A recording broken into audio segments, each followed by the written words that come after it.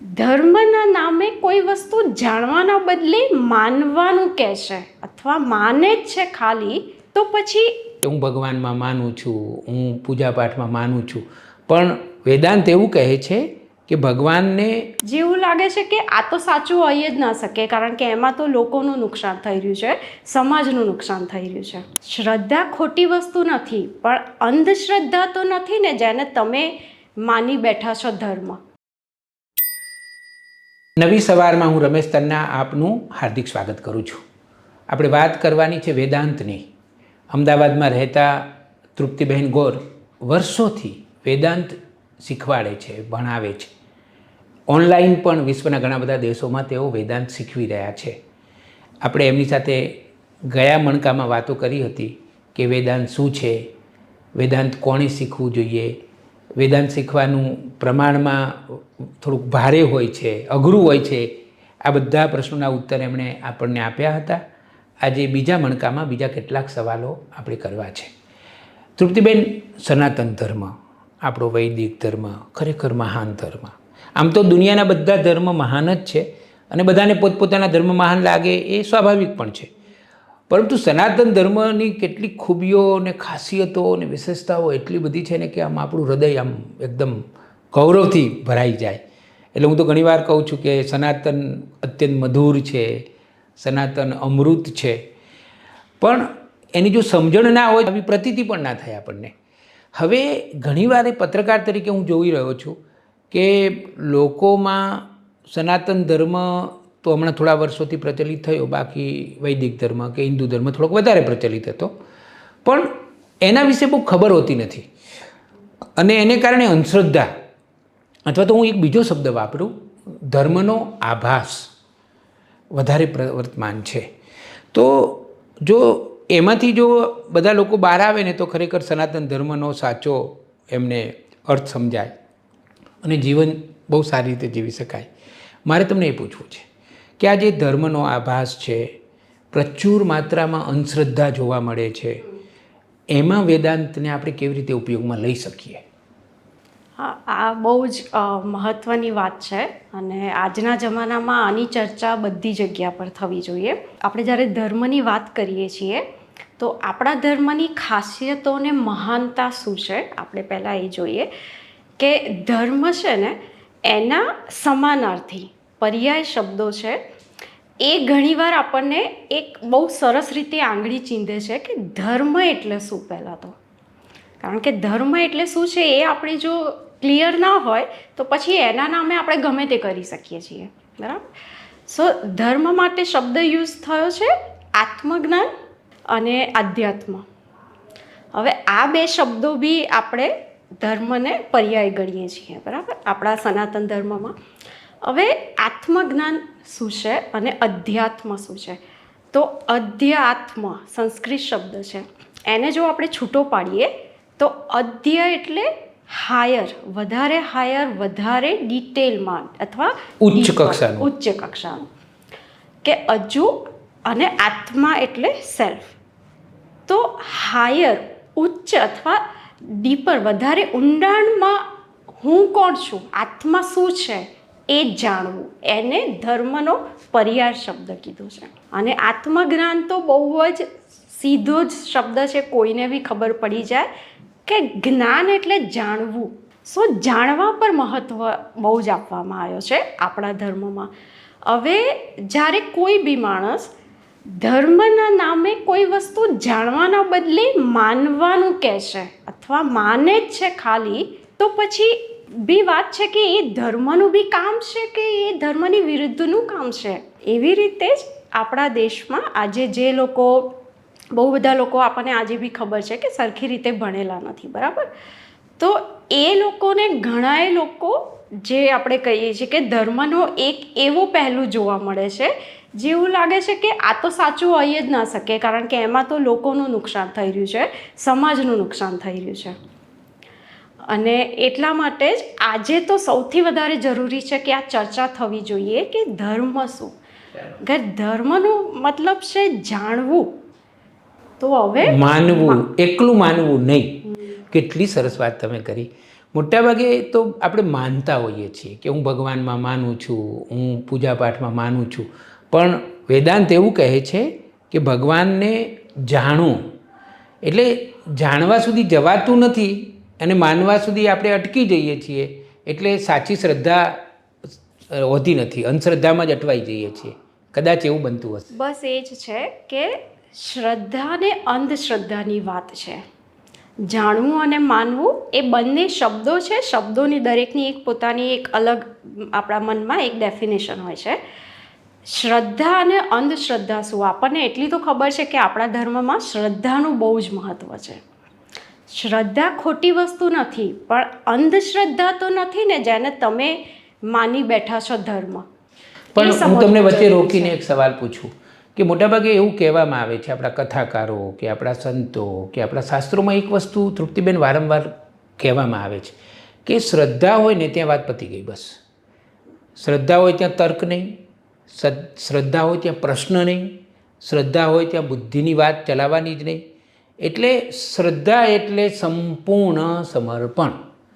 એટલે એને કારણે મને એવું લાગે છે કે અંધશ્રદ્ધામાં બહુ લાખો કરોડો લોકો અટવાતા હોય એવું એક મારું અવલોકન છે.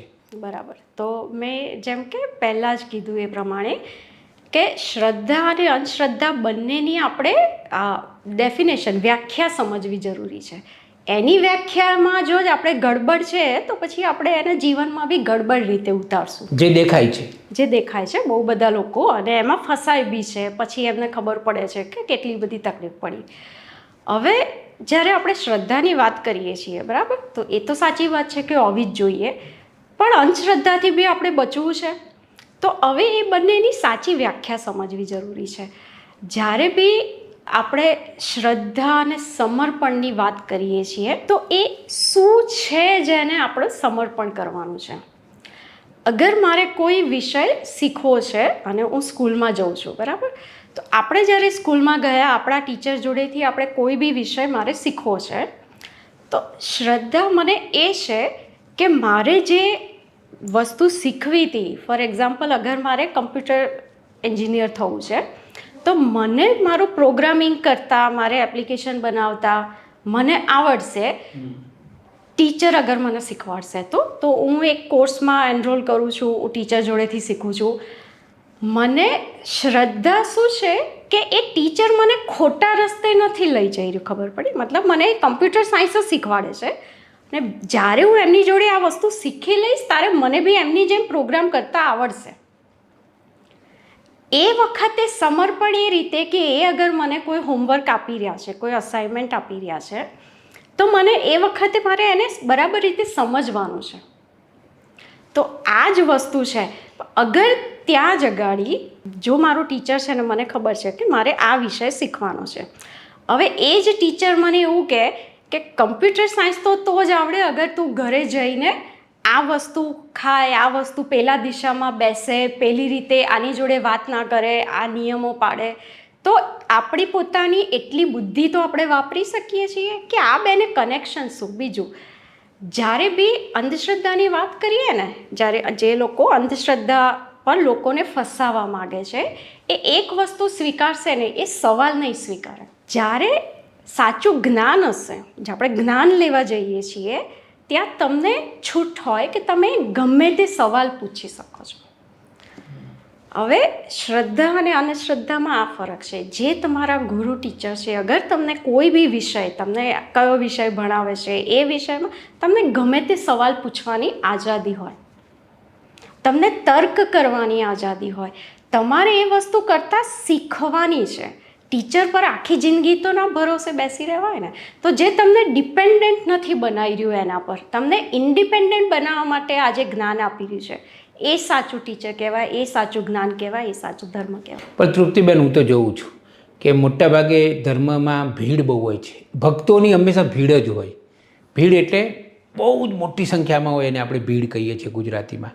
અને હું તો એમ પણ માનું છું કે ભક્તો હંમેશા ભીડમાં જ હોય, એટલે એમની પાસે એટલું બધું હોય નહીં, એટલે હંમેશા તકલીફમાં જ હોય, ભીડમાં જ હોય.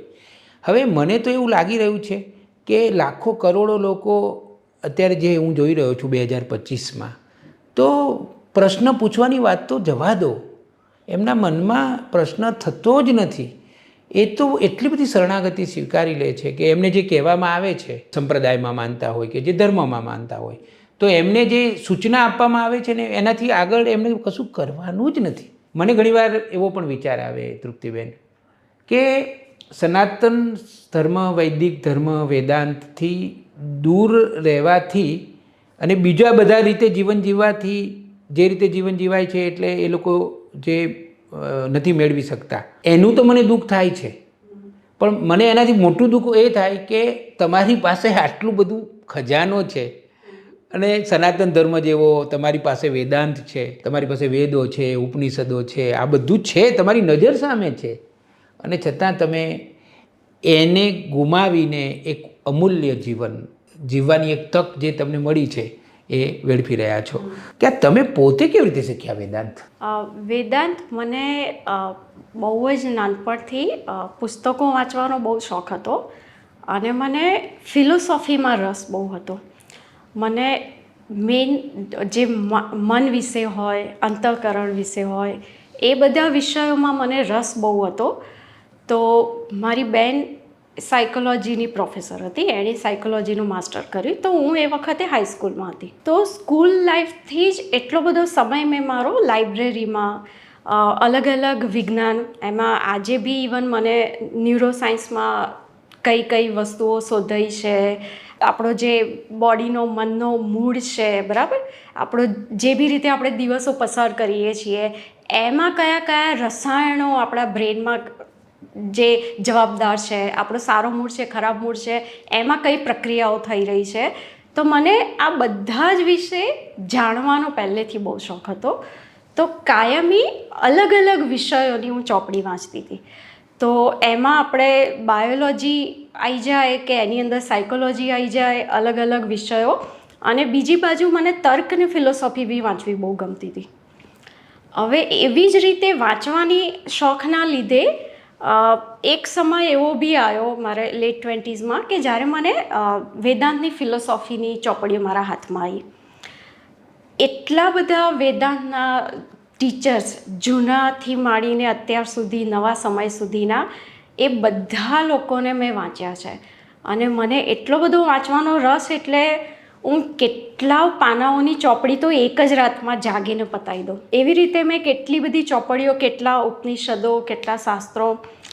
એટલા માટે જ હું તમને કહું છું કે જે આજે બી વેદાંતના ટીચરો, જે સંન્યાસીઓ છે, જે વેદાંત ભણાવે છે, એ લોકો સાથે આશ્રમમાં જઈને રિટ્રીટ કરીને, ઓનલાઈન શીખીને કેટલીય ચોપડીઓ વેદાંતની મેં કરી છે. અને એમાં સૌથી સારા જે ટીચર છે, જેમને સ્પેશિયલી જે સૌથી વધારે મને વેદાંત જેમનું બહુ ગમે છે, એ સ્વામી ચિન્મયાનંદ અને સ્વામી વિવેકાનંદ. અચ્છા, બહુ સરસ. તમારે વેદાંતથી જીવન કેવી રીતે જીવી શકાય? વેદાંત શીખવાનો ફાયદો શું? વેદાંત શીખવાનો ફાયદો આપણે થોડોસો પહેલાં બી જોયો તો, જીવનને સમજવાની કળા છે.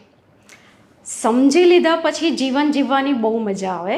જેમ કે આપણે સીધી વસ્તુ છે કે આપણે ફોન લીધો, બરાબર, અથવા આપણે ગાડી નવી લઈ લીધી. હવે ગાડી લઈ લીધી છે પણ ગાડી ચલાવતા નથી આવડતી. ફોન લઈ લીધો છે પણ હજુ કોઈને ફોનની બધી એપ વાપરતા નથી આવડતી. તો એ માણસ હજુ સ્માર્ટફોનનો ઉપયોગ શું કરે છે? ખાલી ફોન કરવો અને ફોન મૂકવો.